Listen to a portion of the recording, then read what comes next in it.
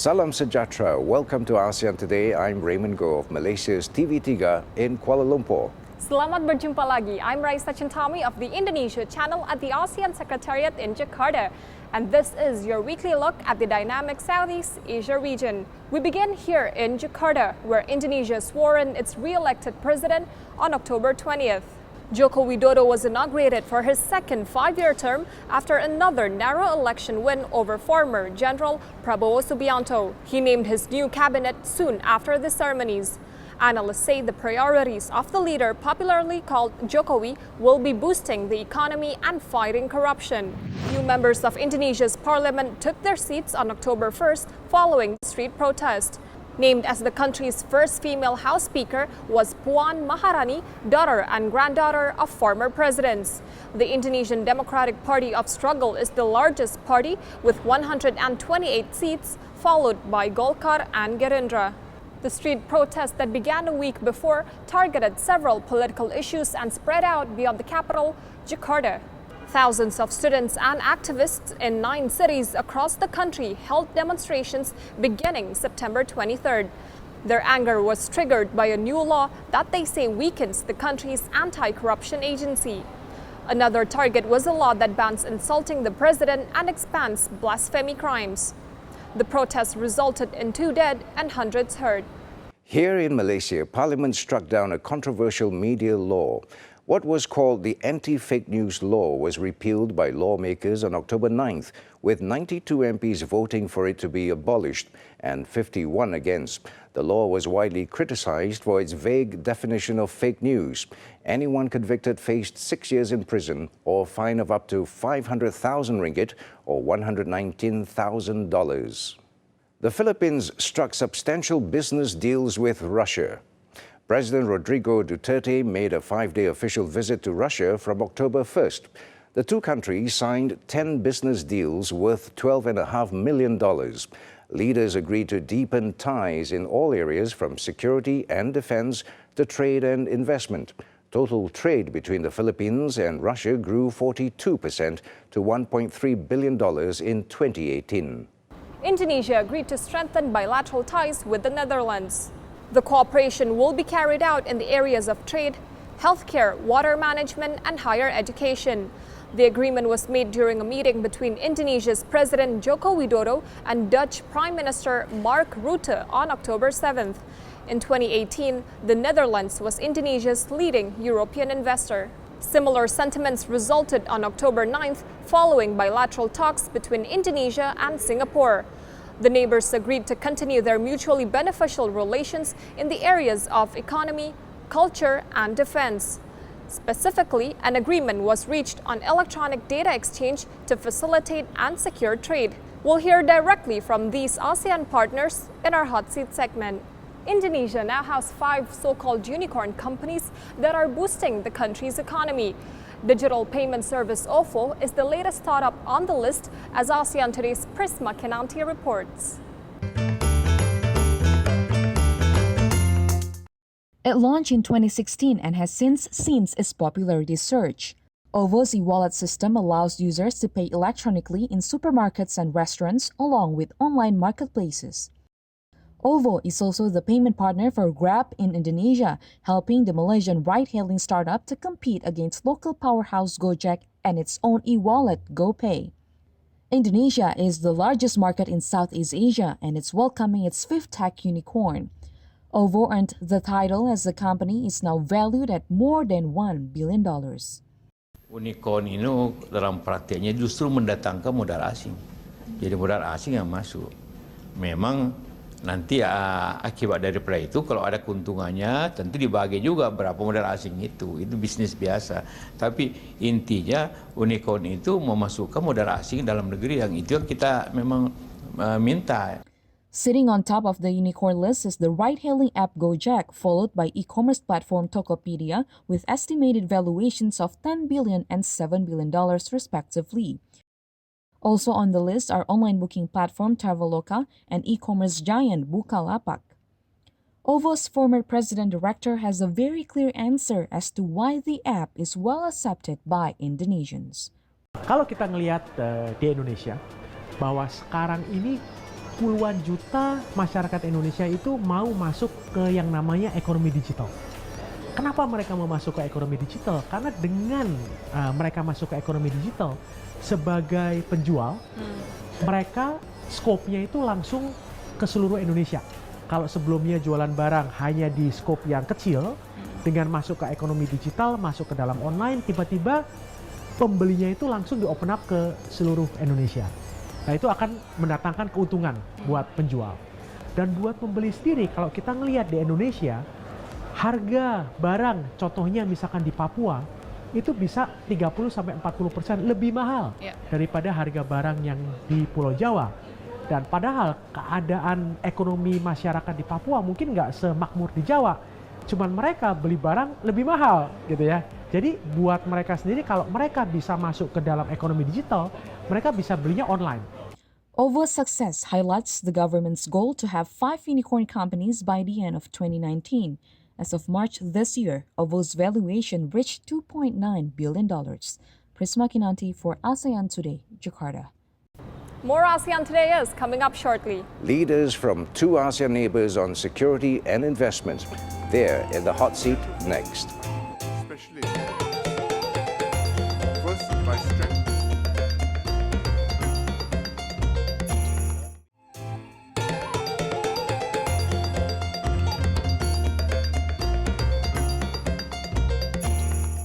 You're watching ASEAN Today. I'm Raissa Chentami in Jakarta. And I'm Raymond Go in Kuala Lumpur.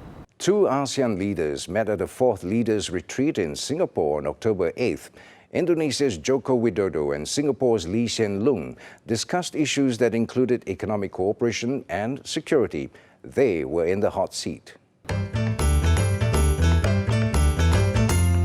Singapore and Indonesia remain each other's top few trading partners and sources of visitor arrivals. There's potential for us to do much more, especially in new areas. First, by strengthening our long-standing cooperation in the Batam, Bintan, Karimun, BBK area. We launched a Fly Ferry initiative in May this year, which enables a more seamless transit for passengers arriving in Changi Airport to go to Batam and Bintan. We've held joint investment promotion efforts overseas, which have brought in new investments that will benefit our economies. Our economic ties are strong and continue to grow. Singapore has been Indonesia's largest investor since 2014. Kendal Industrial Park in Central Java, which is a key bilateral project, continues to thrive. It has so far attracted $800 million in investments from almost 60 companies, and which will create an estimated 7,000 jobs. Nong Sa Digital Park in Batam has done well too. It has attracted 90 tenant companies in the year since it opened and has about 800 tech talent employed from Indonesia. Indonesia respects the position of Singapore, which understands Indonesia's wish to oversee its own airspace. Our technical team have started negotiation.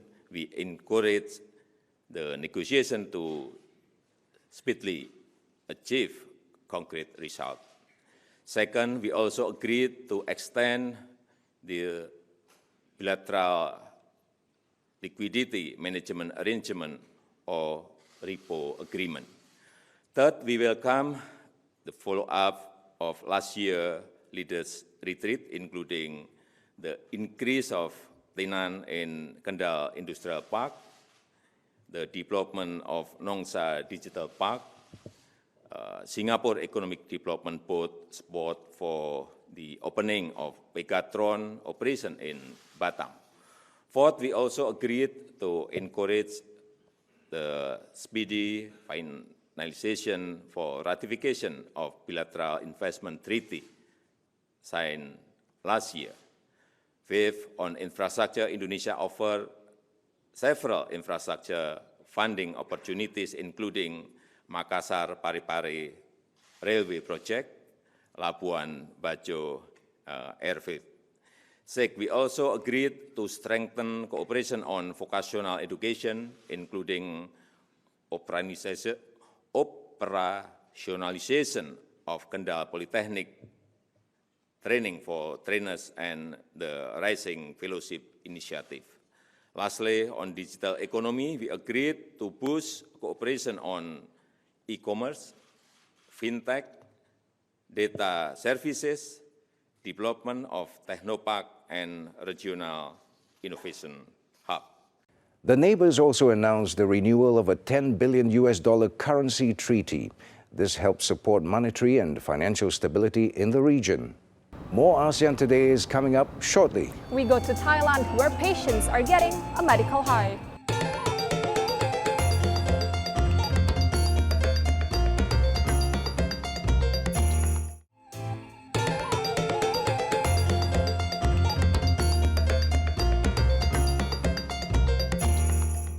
This is ASEAN Today. And we're coming to you this week from Jakarta and Kuala Lumpur. Thailand became the first country in Southeast Asia to legalize medical marijuana last December and is helping ease the pain for many, as ASEAN Today's Fauzal Adzim reports. 8-year-old Gam was born with severe hydrocephalus, a rare genetic brain disorder in which fluid accumulates in the brain. This resulted in major disorders such as epilepsy, cerebral palsy, and developmental delay. อุ้มลูกไปเก็บขยะขายของขายอย่างเงี้ยโดยที่พอขายของเสร็จเรากลับมาแทนที่ว่าเราจะได้เห็นหน้าลูกยิ้มแย้มๆมาลูกก็ยังร้องอยู่ยังป่วยอยู่ยังอะไรอยู่มันมีหลายๆอย่างที่ทำให้เราคิดที่จะแบบว่า Gam has gone through 9 surgeries. Each day, she typically suffered through 5 seizures despite taking 15 types of medication. One by one, the drugs failed. In desperation, her mother turned to CBD oil, a product derived from the marijuana plant. ถ้าเราลองก็ไม่น่าจะเสียหายนะเพราะว่าเราไม่มีอะไรที่จะเสียอีกแล้วในชีวิตเราเนี่ย1และคือเขาไม่ชักเลย2และเขาตอบรับเราในด้านทางด้านพัฒนาการทางด้านรอยยิ้มทางด้านทุกอย่างเขาตอบรับและยอมรับในสิ่งที่เราเมมโมรี่หรือว่าเราป้อนเข้าไป There is no doubt in Sritong's mind that Gam's condition would have deteriorated if it wasn't for the CBD oil. But there was a problem at the time. It wasn't legal yet in Thailand, so she resorted to buying it black market. But now that the country has legalized the drug for medical use, supplies are stocked, packaged, and distributed to the state-run hospitals nationwide. ในฐานะที่เป็นเภสัชกรแล้วกันนะคะเรามองว่ากัญชาเองเนี่ยมีประโยชน์มีการออกฤทธิ์หลากหลายที่สำหรับยังไงดีมีการออกฤทธิ์สำหรับโรคได้หลายชนิดเพราะนั้นก็แต่ว่ายังติดอยู่ที่เป็นเรื่องของยาเสพติดให้โทษ The legalization still remains in a transitional period, and it will take time to set up a firm legal framework. But the government has adopted an urgent agenda to distribute 1 million bottles of marijuana extract within 6 months. And for Sritong's and daughter Gam, the green gold rush came just in time. Fauzul Azim for ASEAN Today. Here are several events on the ASEAN calendar. The Phimai Festival and boat race will take place from November 6th to the 10th in Nakhon Ratchasima, Thailand. MotoGP Malaysia will roar off at the Sepang International Circuit in Malaysia from November 1st to the 3rd. And the Standard Chartered Singapore Marathon will run from November 29th to December 1st. We stay in Thailand now for a story about a traveling history lesson. ASEAN Today's Aisha Nadira reports on the Chinese exhibition that marched into Bangkok. This Terracotta Warriors exhibit opened its door for the first time at the Bangkok National Museum on September 15th. The display is expected to attract 200,000 visitors over 3 months. The exhibit's title is China's First Emperor and Terracotta Warriors, and leaders from Thailand and China led the opening ceremony. These figures are renowned as the 8th wonder of the world.